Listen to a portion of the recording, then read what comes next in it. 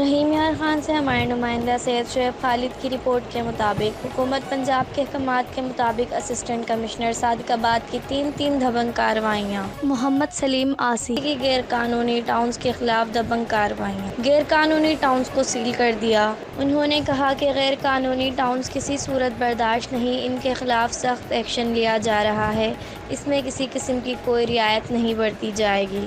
اور دوسری جانب اسسٹنٹ کمشنر محمد سلیم آسی پیٹرول پمپ چیک کرنے پہنچ گئے۔ کم پیمانے پر پیٹرول پمپس کو بھاری جرمانے عائد کیے اور پمپ سیل کر دیے۔ انہوں نے کہا کہ معیار، مقدار اور پیمانے پر کوئی سمجھوتہ نہیں کیا جائے گا، بھاری جرمانہ اور مقدمات کا سامنا کرنا پڑے گا۔ اور تیسری جانب رمضان آرڈیننس کی خلاف ورزی پر متعدد ہوٹل سیل کر دیے اور بھاری جرمانے عائد کیے۔ انہوں نے کہا کہ قانون کی خلاف ورزی کسی صورت برداشت نہیں کی جائے گی۔ صادق آباد کی عوام اسسٹنٹ کمشنر محمد سلیم آسی کو ان کی خدمات پر خراج تحسین پیش کرتی ہے۔